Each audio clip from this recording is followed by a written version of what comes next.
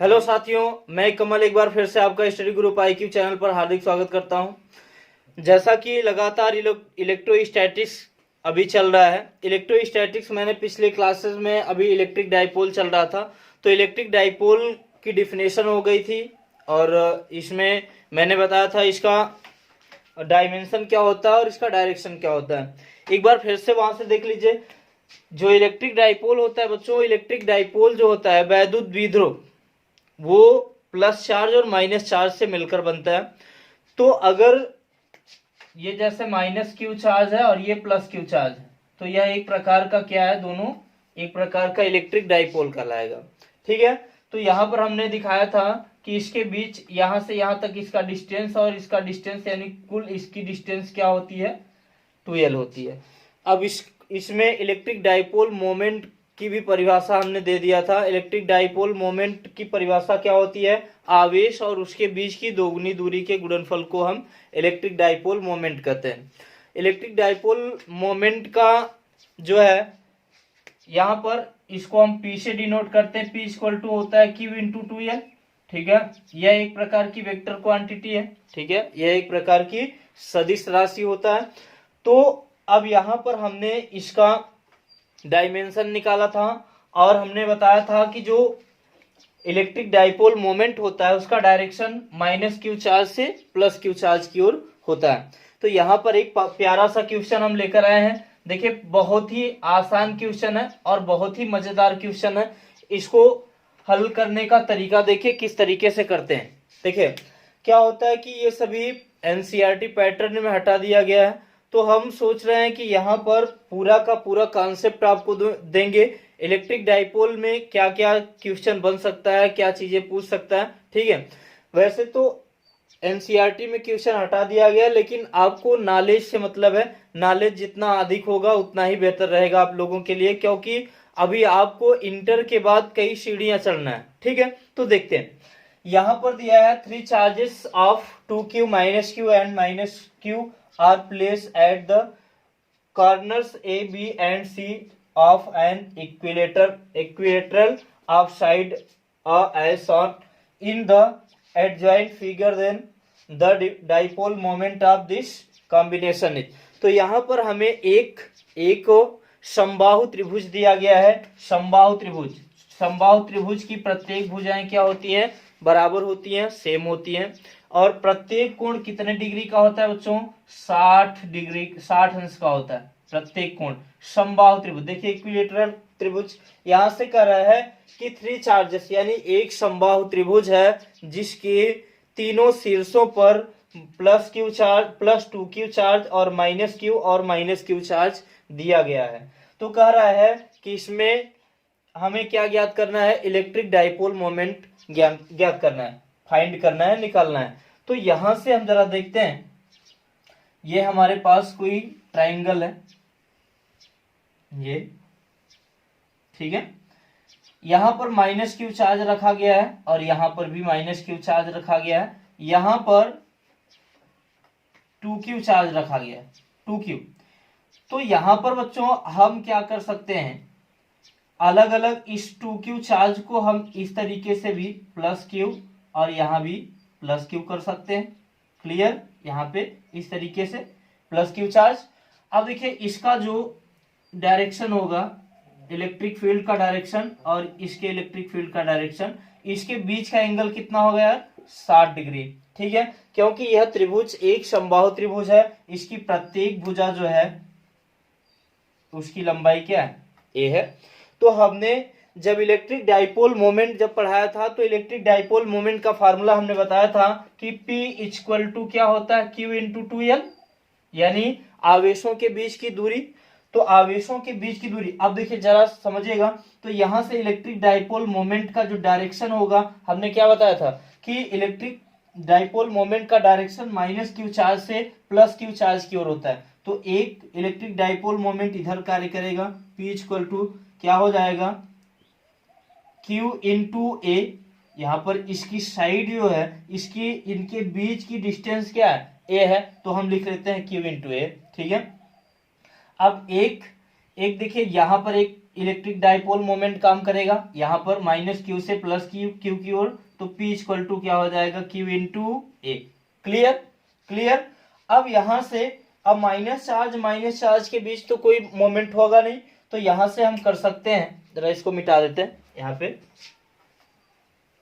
देखिए अब हम ये इलेक्ट्रिक डाइपोल मोमेंट एक यहाँ पर कार्य कर रहा है, कि यहाँ पर कार्य कर रहा है, तो इलेक्ट्रिक डाइपोल मोमेंट, अगर टोटल इलेक्ट्रिक डाइपोल मोमेंट यहाँ पर ज्ञात करें, टोटल ज्ञात करेंगे, तो यहाँ पर हो जाएगा P इक्वल टू क्या हो जाएगा, P1 प्लस P2। ठीक है, तो यहां से देखिए अगर क्रॉस प्रोडक्ट निकालते हैं तो वहां पर देखिए वेक्टर फॉर्म, जब वेक्टर फॉर्म में लिखते हैं इसको, तो क्रॉस मल्टीपल हटा करके हम साइन का यूज करते हैं। तो यहाँ पर साइन का यूज करने के लिए हम क्या करेंगे, P1 साइन थीटा और प्लस P2 साइन थीटा। ठीक है, तो यहां से P1 के स्थान पर हम क्या लिखेंगे, Q into a sine theta, plus यहां पर भी लिखेंगे Q into a sine theta, और ये हो जाएगा 2Q into a sine theta के स्थान पे कितना रखेंगे यार, 60 डिग्री, तो 2Q इंटू ए इंटू 60 की वैल्यू 3/2 हो जाएगा, तो 2 से 2 कैंसिल हो जाएगा, तो √3Q इंटू क्या आएगा, ए। क्लियर। तो देखिए बच्चों, यह जो है एनडीए का क्वेश्चन है और बहुत ही आसान क्वेश्चन है, बहुत ही अच्छे तरीके से समझिए। देखिए कह रहा है कि 3 चार्जेस हैं, 3 चार्जेस, यानी +2Q और -Q और -Q एक समबाहु त्रिभुज के शीर्ष पर रखे गए हैं। ठीक है, क्लियर, समबाहु त्रिभुज के शीर्ष पर रखे गए हैं। तो कह रहा है कि इनमें यानी इलेक्ट्रिक, कह रहा है कि डाइपोल मोमेंट ज्ञात कीजिए। तो डाइपोल मोमेंट ज्ञात करने के लिए हमने बताया क्या, कि यहाँ पर डाइपोल मोमेंट का जो डायरेक्शन होता है वो -Q चार्ज से +Q चार्ज की ओर होता है। तो यहाँ से P equal to Q into A, यानी आवेशों के बीच की दूरी का गुणनफल, आवेश और बीच की दूरी का गुणनफल होता है। तो यहाँ से देखिए एक डाइपोल मोमेंट इधर कार्य करेगा, तो P इक्वल टू क्या हो जाएगा, Q इंटू ए। अगर पूरा का पूरा यहाँ पर देखें, फाइंड करें, तो यहाँ पर देखिए P1 साइन थीटा हो जाएगा और यहाँ पर P2 साइन थीटा हो जाएगा। दोनों को हम क्या करेंगे, ऐड कर लेंगे। ठीक है, देखो यार अभी हाल ही में 1-2 दिन के अंदर मैं कक्षा 11 की भी क्लास अटेंड करने वाला हूं, जिसमें अभी वेक्टर में पढ़ाना शुरू करूंगा।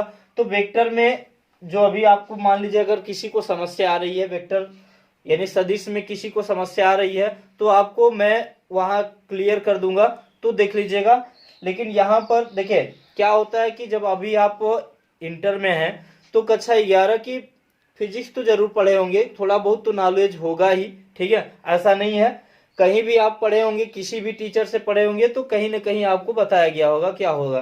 ठीक है, बहरहाल मैं फिर कोशिश करूंगा कि 11 की भी क्लासेस जल्दी ही शुरू हो जाए। ठीक है, तो यहाँ पर देखिए हमने क्या किया, इलेक्ट्रिक डाइपोल मोमेंट पूरा का पूरा यहाँ से निकाला, तो P1 Q into a sine theta, P2 Q into a sine theta. ठीक है, तो यहाँ से साइन थीटा, यहाँ पर हमने देखा कि इस ट्राइंगल का जो प्रत्येक कोण है वो 60 डिग्री का है, तो यहाँ साइन 60 अंश रखेंगे। साइन 60 अंश की वैल्यू क्या होती है, √3/2, 2 से 2 कैंसिल हो जाएगा, तो आ जाएगा √3Q इंटू ए। ठीक है, नेक्स्ट क्वेश्चन देखते हैं।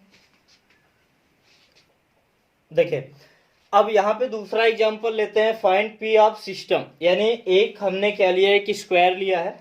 स्क्वायर के सिरों पर देखिए यहाँ पर -2Q और यहाँ पर +Q, यहाँ पे -2Q, यहाँ पे +Q चार्ज रखा है।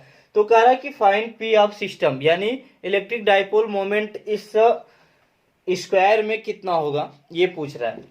तो यहां से देखो यार, सबसे पहले हमें इसके करने का तरीका क्या होगा, तो सबसे पहले यहां पर देख लेते हैं, यहाँ पे एक ये, ठीक है,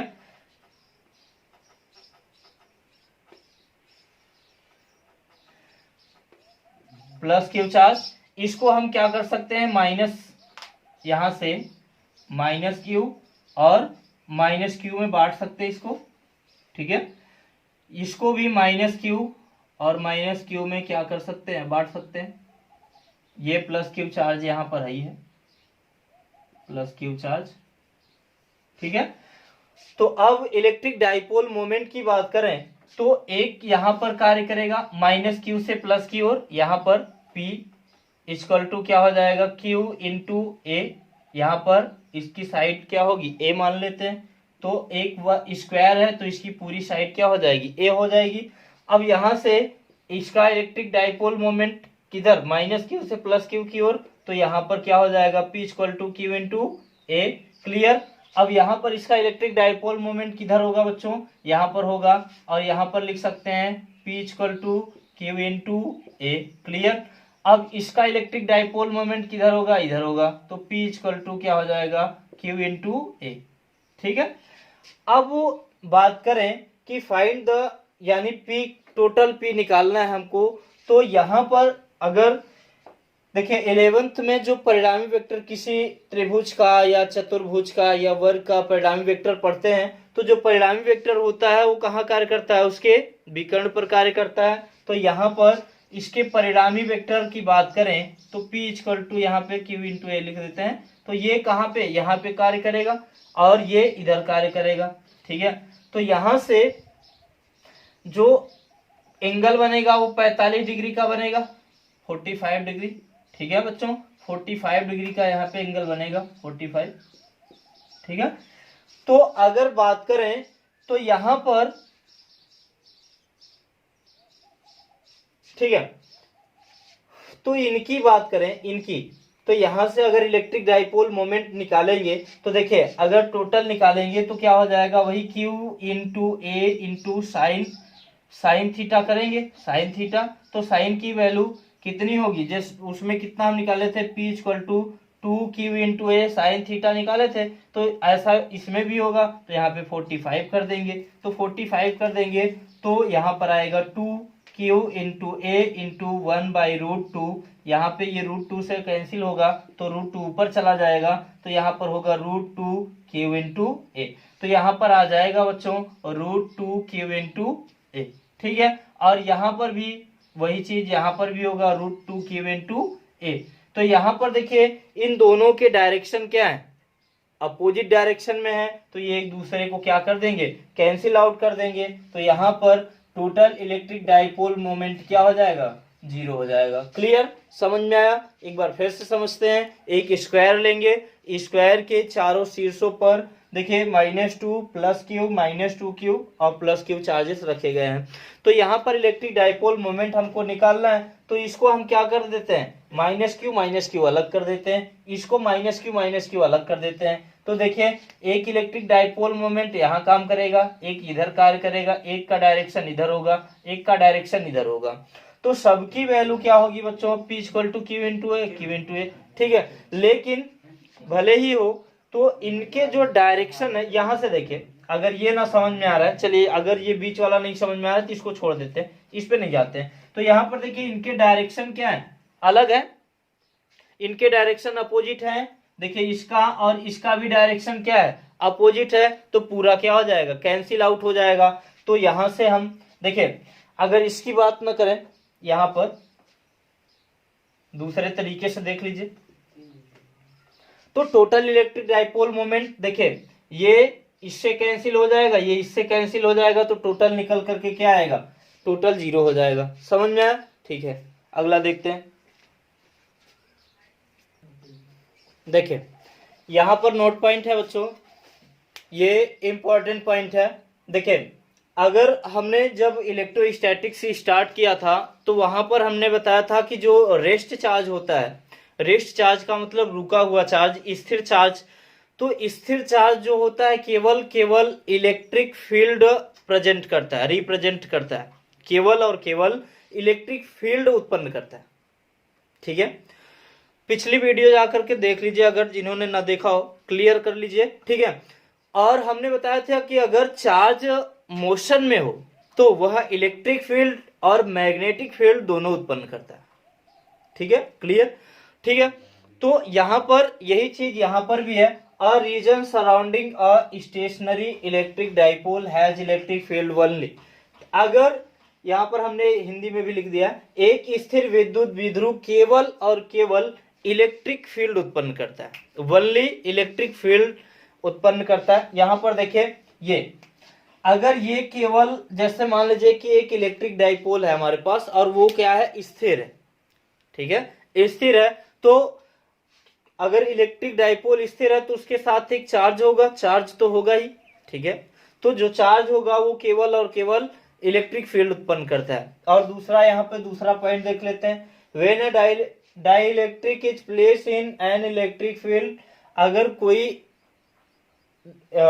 इलेक्ट्रिक डाइपोल इलेक्ट्रिक फील्ड में, तो यहां पर देखिए जैसे मान लेते हैं, बात करें कोई एटम्स लें या कोई मॉलिक्यूल्स लें, जैसे हम वाटर की बात करते हैं H2O, तो H2O यहां पर अगर यहां तक आ रहा है, यहां तक आ रहा है, ठीक है, तो H2O है, तो H2O में दो पार्टिकल H प्लस आयन होगा, H प्लस, ठीक है, H प्लस, और O डबल माइनस का होगा। तो क्या होता है कि यह इलेक्ट्रिक डाइपोल की तरह कार्य करते हैं। कैसे कार्य करेंगे, देखिए अगर ये जो पॉजिटिव चार्ज है, तो पॉजिटिव चार्ज जो है ये इलेक्ट्रिक फील्ड के डायरेक्शन में एक फोर्स कार्य करेगा इनमें, तो इसकी वैल्यू क्या होगी, Q इंटू ई। और जो नेगेटिव चार्ज है वो उस पर भी एक फोर्स कार्य करेगा, उसकी भी वैल्यू होगी Q इंटू ई, लेकिन उसके फोर्स का जो डायरेक्शन होगा इलेक्ट्रिक फील्ड के डायरेक्शन के अपोजिट होगा। तो देखिए बच्चों, अब देखिए जैसे एक चार्ज इधर है, एक चार्ज इधर है, ये पॉजिटिव चार्ज है, ये नेगेटिव चार्ज है, तो इन पे अपोजिट साइड में जब क्या लगेंगे, फोर्स लगेगा, तो ये एक दूसरे से क्या करेंगे, दूर जाएंगे, एक दूसरे से दूर हटेंगे, तो वह किसकी तरह कार्य करने लगते हैं, इलेक्ट्रिक डाइपोल की तरह कार्य करने लगते हैं। क्लियर, ठीक है। नेक्स्ट क्वेश्चन, सॉरी, यहाँ पर अब हम थोड़ा से इलेक्ट्रिक डाइपोल और मैग्नेटिक डाइपोल में डिफरेंट देखेंगे। अब इलेक्ट्रिक डाइपोल और मैग्नेटिक डाइपोल क्या होता है जरा समझते हैं, ठीक है।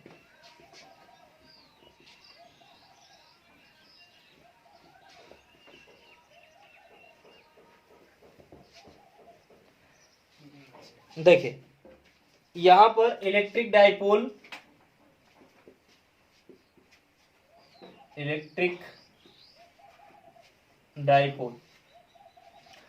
और मैग्नेटिक डाइपोल,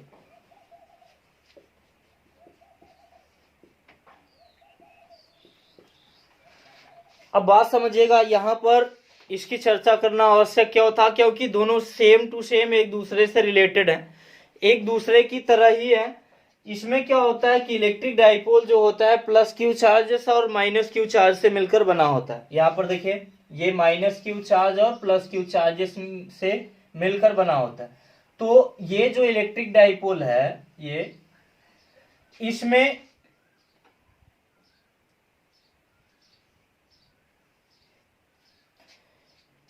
तो अब देखिए मैग्नेटिक डाइपोल जो होता है ये एक क्षण चुंबक जैसे समझ लीजिए, ठीक है। तो इसमें दो पोल होते हैं, नॉर्थ और साउथ पोल, ठीक है, नॉर्थ और साउथ पोल।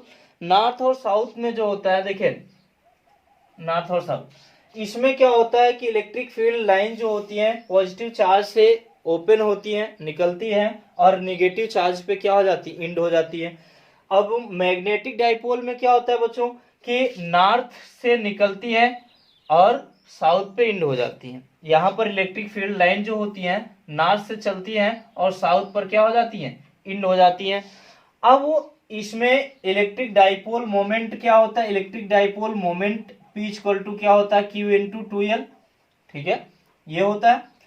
अब और इसका डायरेक्शन क्या होता है, नेगेटिव से पॉजिटिव चार्ज की ओर होता है। अब जरा समझते हैं, यहां पर अब इसके इलेक्ट्रिक डाइपोल मोमेंट की बात करें, इलेक्ट्रिक डाइपोल मोमेंट इसमें क्या होगा, तो इसको तो हम P से दिखाते हैं, लेकिन यहाँ पर हम इसको कैपिटल M से दिखाते हैं, M इंटू क्या हो जाएगा 2L, इसके बीच का डिस्टेंस। अब जरा समझते हैं, यहाँ पर L इफेक्टिव होता है। इफेक्टिव का मतलब है बच्चों कि इनके बीच का जो बीच की डिस्टेंस है वो इसकी अपेक्षा थोड़ी कम होती है। क्यों, क्योंकि इसके जो नॉर्थ और साउथ पोल हैं, ये नॉर्थ और साउथ पोल ये थोड़ा से यानी एकदम साइड में, एकदम किनारे पर स्थित नहीं होते हैं, ये किनारे से और थोड़ा हट करके और अंदर की ओर होते हैं, तो इसलिए इनके बीच की डिस्टेंस इसकी अपेक्षा थोड़ा से क्या होती है, कम होती है, इसीलिए हमने उसको क्या बोला, एल इफेक्टिव बोला है।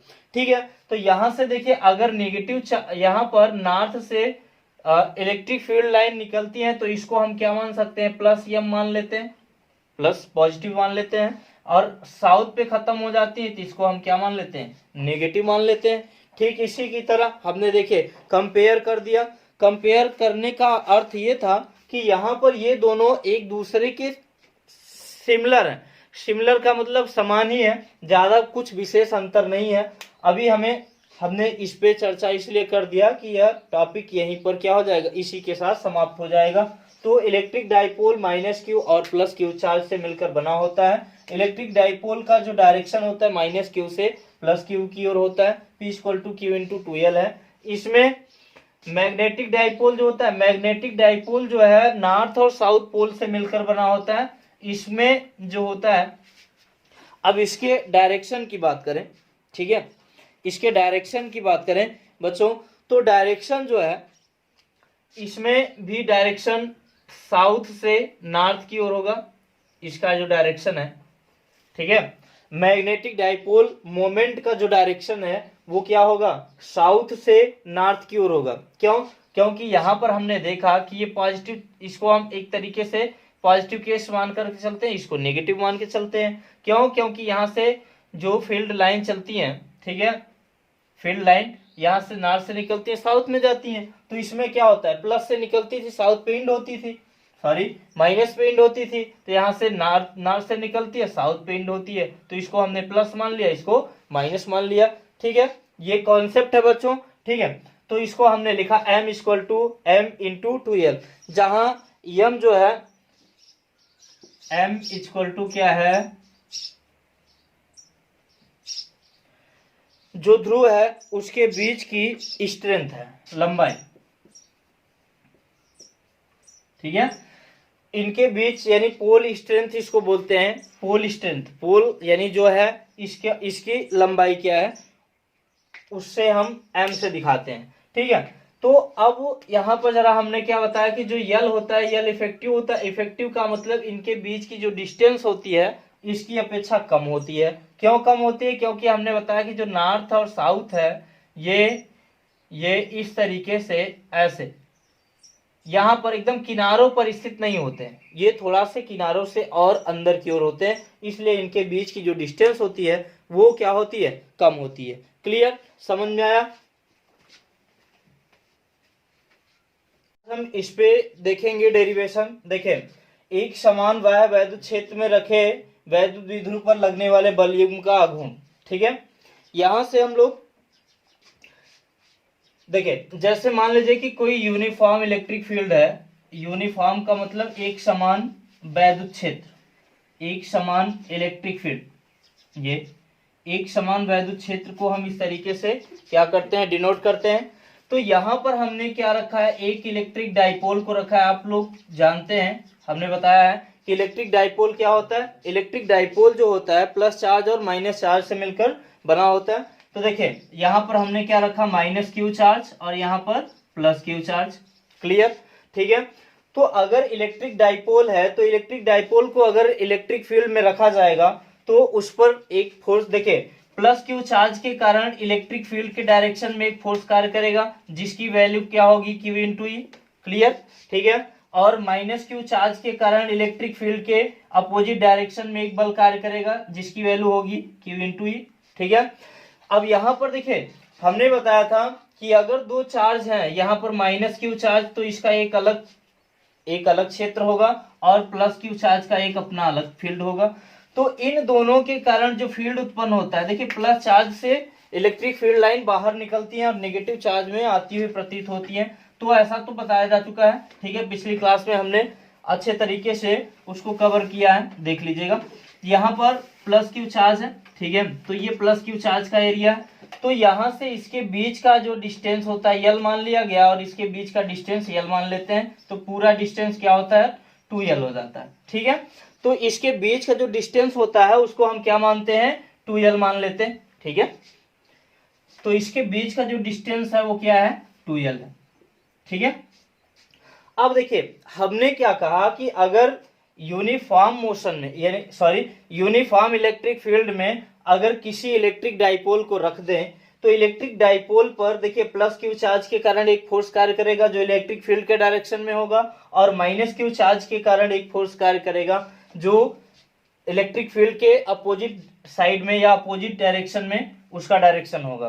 ठीक है, तो दोनों का जो दोनों की वैल्यू जो है F into F equal to क्या है, क्यू इंटू ई होगी। ठीक है, अब यहां से अगर इस डाइपोल को हम थीटा एंगल पर क्या करें, थीटा एंगल पर घुमाएं, ठीक है, यहां पर थीटा एंगल पर इसको हम क्या करेंगे, घुमाएंगे। तो अब देखिए यहां से इसको हम मिला देते हैं ये, ठीक है। अब थीटा एंगल पर इसको हम क्या करेंगे, घुमाएंगे, यानी फोर्स लगा करके जब इस पे फोर्स कार्य करेगा तो उसको उस फोर्स लगा करके हम इसको क्या करेंगे, इलेक्ट्रिक फील्ड में क्या करेंगे, मूव करेंगे, घुमाएंगे। तो यहां पर अब देखिए इसकी वैल्यू क्या होगी, 2l साइन थीटा। यहां पर वही लगाएंगे, ये थीटा, ये लंब है, ये आधार है और ये कर्ण है। तो यहां पर इसकी वैल्यू अगर निकालें तो क्या हो जाएगा, 2l साइन थीटा। ठीक है, अब देखिए या तो यहाँ पे समझ लीजिए, जैसे मान लीजिए ये एक ट्रायंगल है, यहाँ पर थीटा कोण है, इसकी लंबाई या मान लेते हैं 2l है। ठीक है, तो हमको ये वाली लंबाई निकालना है। तो क्या होता है, इस तरीके से आपने पढ़ा है मैथ में।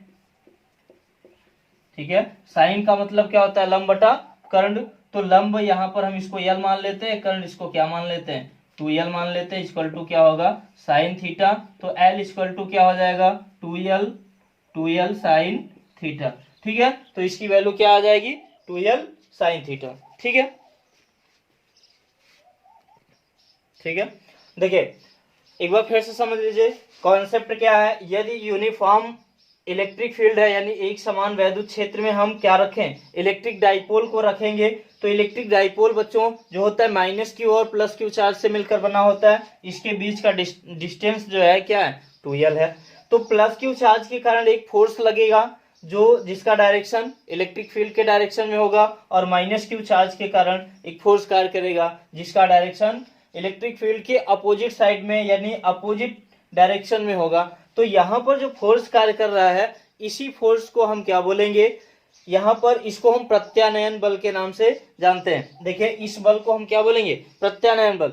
और यह बल जो कार्य करता है इलेक्ट्रिक डाइपोल को इलेक्ट्रिक फील्ड के डायरेक्शन में ले जाने का प्रयत्न करता है। ठीक है, तो यहां पर लिखेंगे यदि हम एक समान वैद्युत क्षेत्र में किसी वैद्युत द्विध्रुव यानी इलेक्ट्रिक डाइपोल वैद्युत द्विध्रुव को रखें तो उस पर एक बल कार्य करने लगता है।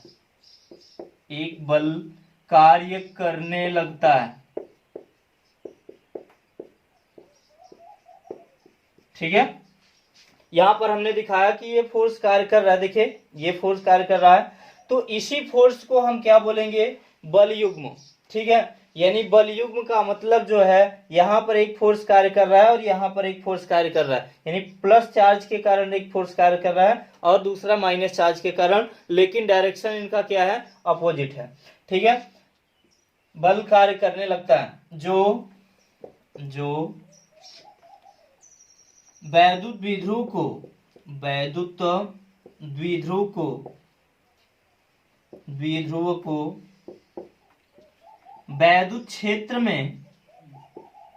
वैद्युत क्षेत्र की दिशा में संरेखित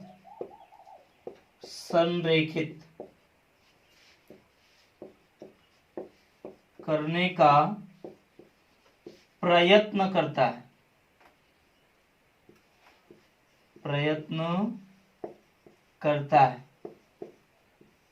ठीक है, जिसे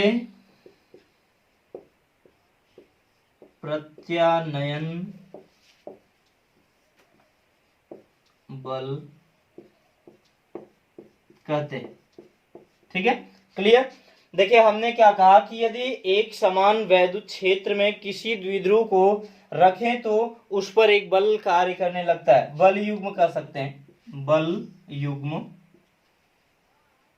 ठीक है, एक बल युग्म कार्य करने लगता है जो वैद्युत द्विध्रुव को वैद्युत, सॉरी बच्चों यहां पर क्षेत्र हो जाएगा, वैद्युत क्षेत्र की दिशा में संरेखित करने का प्रयत्न करता है।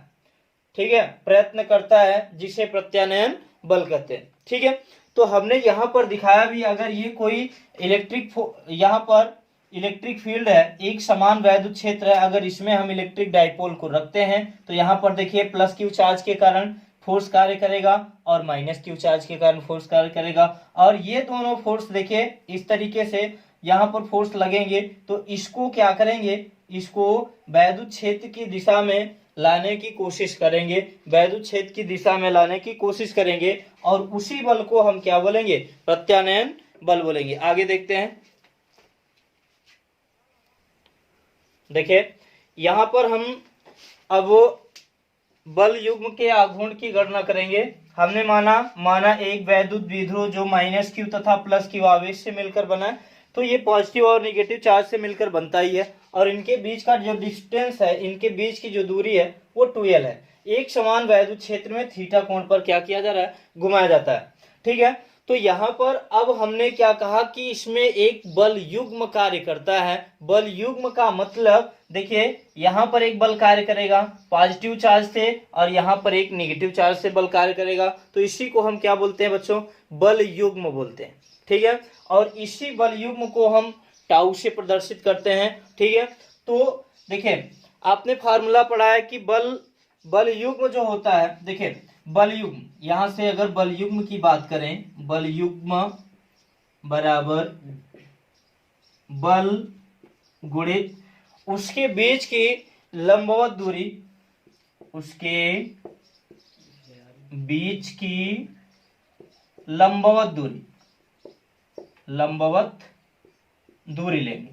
ठीक है, तो यानी जो बल युग्म कार्य कर रहा है, तो यहां से बल युग्म बराबर फार्मूला होगा बल गुणित उसके बीच की डिस्टेंस। कैसी डिस्टेंस, जो इसके लंबवत होगी, तो यहाँ पर टाउ इक्वल टू रखेंगे बल F रखेंगे इनटू इसके बीच की डिस्टेंस है 2l sine theta, 2l sine theta. ये बहुत ही इंपॉर्टेंट टॉपिक है बच्चों, ये हर वर्ष कहीं न कहीं किसी सेट में जरूर पूछ लिया जाता है। ठीक है, तो यहां से अब हमने लिखा F इक्वल टू फार्मूला क्या होता है, Q इंटू ई। ठीक है, तो यहां से लिख देंगे tau equal to Q into E into 2l sine theta. ठीक है, यहां पर देख लेते हैं, देखिए यहां दिखा देते हैं, यहां लिख देते हैं। देखिए tau equal to Q E into 2l sine theta, तो हो जाएगा यहाँ पर Q इंटू 2l। अभी हम इलेक्ट्रिक डाइपोल में P इक्वल टू क्या पढ़ रखे हैं, Q इंटू 2l, यही तो पढ़ा हमने। ठीक है, तो Q इंटू 2l के स्थान पर देखिए, Q इंटू 2l के स्थान पे हम क्या लिख सकते हैं, P इंटू ई साइन थीटा हो जाएगा।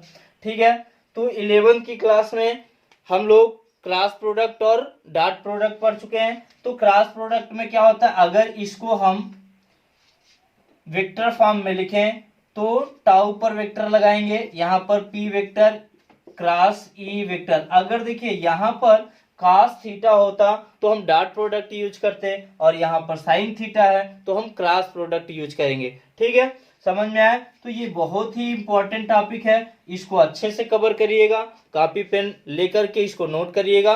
ठीक है, एक एक टॉपिक को एकदम क्लियर करते चलिए, बढ़िया तरीके से स्टडी करते चलिए, प्रतिदिन पढ़ाई करिए। ठीक है, आगे बढ़ते हैं नेक्स्ट टॉपिक। देखिए इसकी कुछ विशेषताएं हैं, यहाँ पर हम केस फर्स्ट देखिए, यहाँ पे केस फर्स्ट देखेंगे। तो अगर इसी वैद्युत द्विध्रुव को, अगर इलेक्ट्रिक डाइपोल को वैद्युत क्षेत्र की दिशा के समांतर रख दिया जाए। देखिए यहाँ पर ये इलेक्ट्रिक फील्ड है, इलेक्ट्रिक फील्ड यूनिफॉर्म मोशन में, तो यूनिफॉर्म अगर इलेक्ट्रिक फील्ड है, यहीं पर इस तरीके से अगर हम इलेक्ट्रिक डाइपोल को भी रख दें तो इसके बीच का जो एंगल होगा वो कितना बन जाएगा, 0 डिग्री। थीटा इक्वल टू क्या हो जाएगा, 0 डिग्री। तो यहाँ से जो आघूर्ण कार्य करेगा tau equal to P E sine theta होता है, लेकिन यहाँ पर 0 रखेंगे तो साइन 0 की वैल्यू क्या होगी, 0 हो जाएगी। तो इस स्थिति में बल युग्म कार्य नहीं करता है, यानी इस स्थिति में बल युग्म कार्य नहीं करता है। लिख देते हैं जब इलेक्ट्रिक डाइपोल को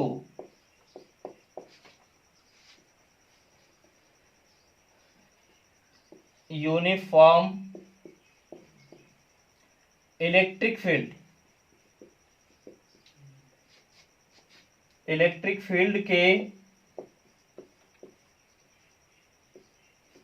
पैरेलल,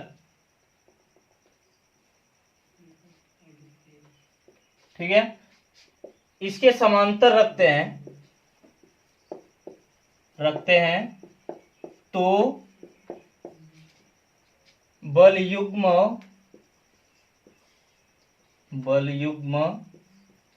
कार्य नहीं करता है। ठीक है, तो केस फर्स्ट में हमने लिया।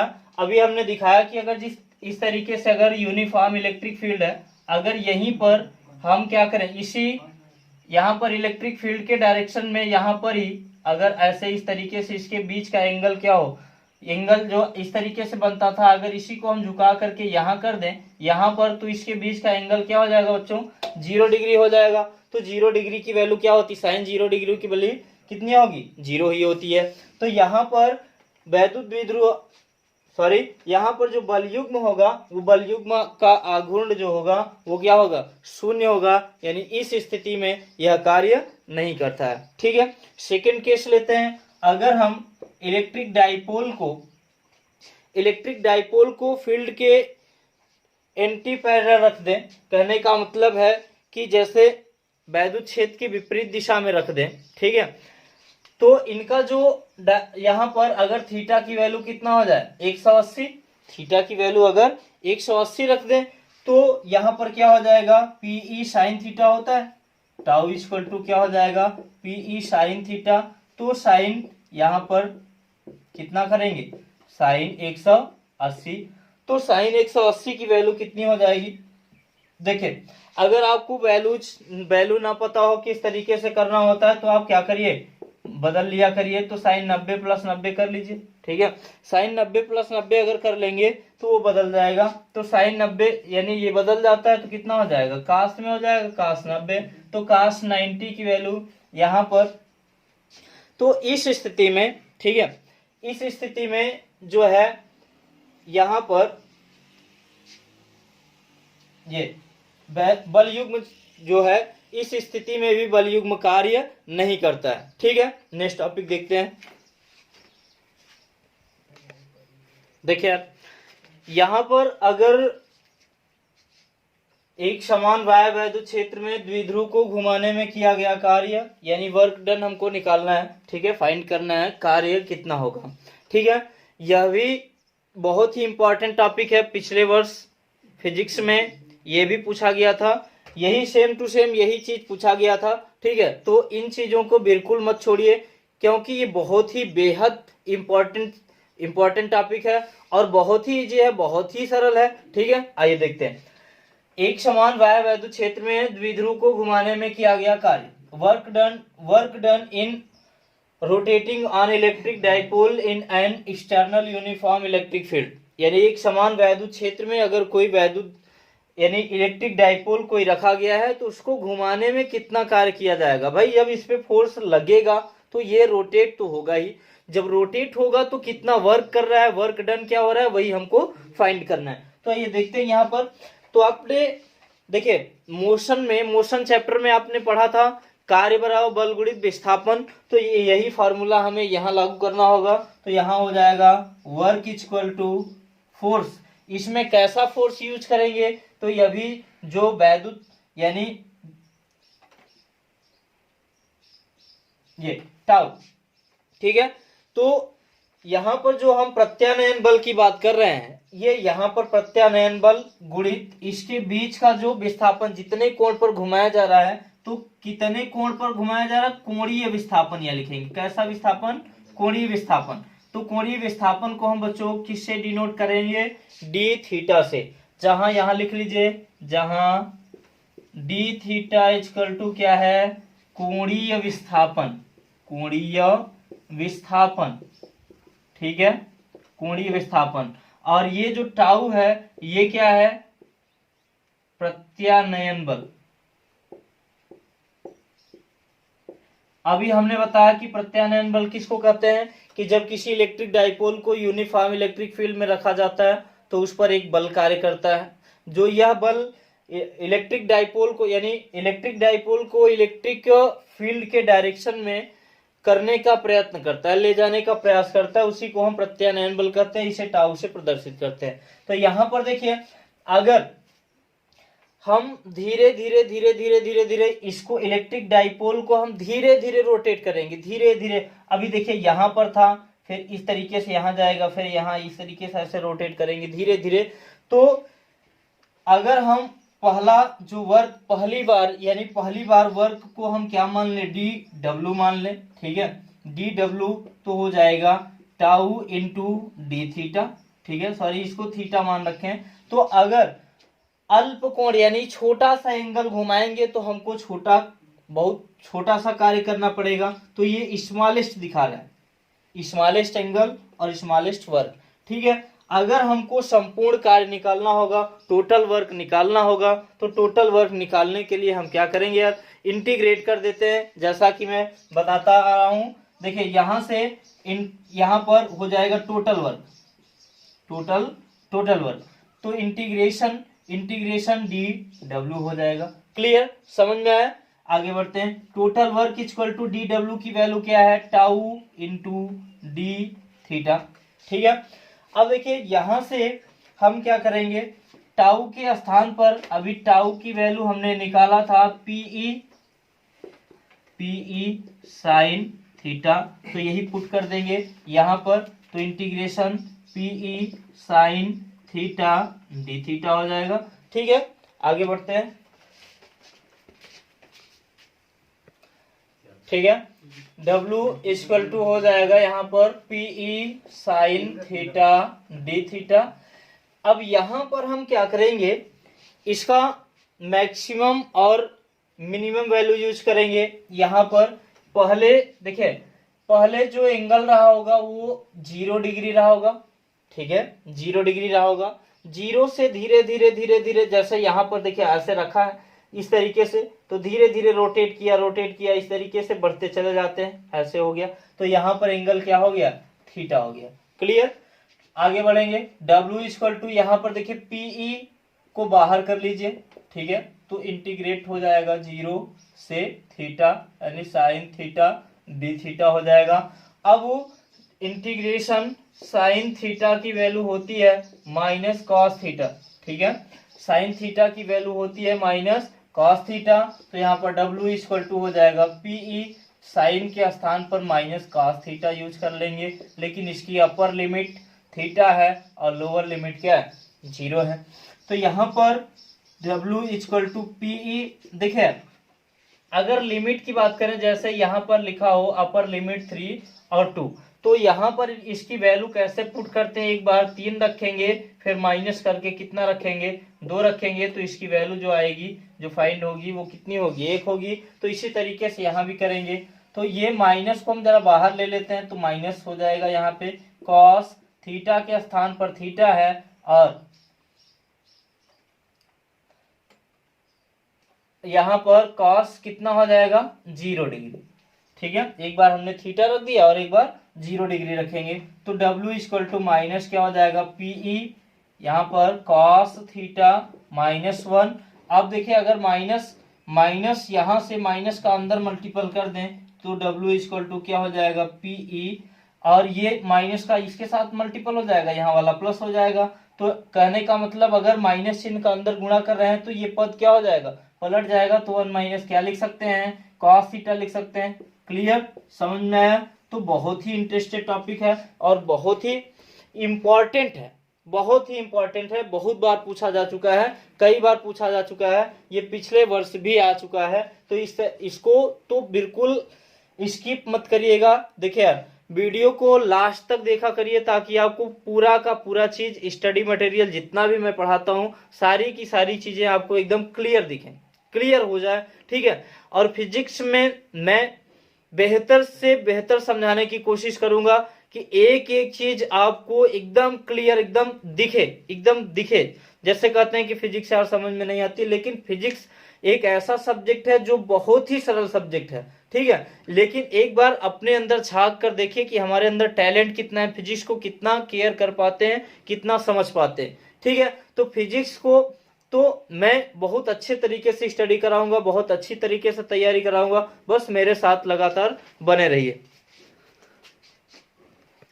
देखिए यहां पर यदि थीटा की वैल्यू 90 डिग्री हो, थीटा की वैल्यू 90 डिग्री हो, तो यहां से पुट करेंगे W equal to PE 1 minus cos 90। तो cos 90 की वैल्यू कितना होती है, 0 होती है। तो यहां से 1 का मल्टीपल हो जाएगा तो PE हो जाएगा। किस सेकंड में यदि थीटा की वैल्यू 180 हो तो cos 180 रख देंगे, फार्मूला तो वही है। cos 180 रखेंगे, 180 की वैल्यू -1 होती है, तो माइनस माइनस प्लस हो गया। यानी यहां पर आ जाएगा W equal to 2 into PE। अब देखिए बहुत ही इंटरेस्टेड टॉपिक है। अगला जो टॉपिक है बच्चों, बहुत ही प्यारा टॉपिक है, बहुत ही, ये टॉपिक जो है बहुत बार पूछा जा चुका है, कई एग्जाम्स में भी पूछा जा चुका है। ठीक है। यहां तक कि इसके क्वेश्चन जो है IIT JEE एम्स में भी कई बार पूछे जा चुके हैं। तो हम किसकी बात कर रहे हैं, देखिए अभी इसके बाद जो है गाउस लॉ है। ठीक है।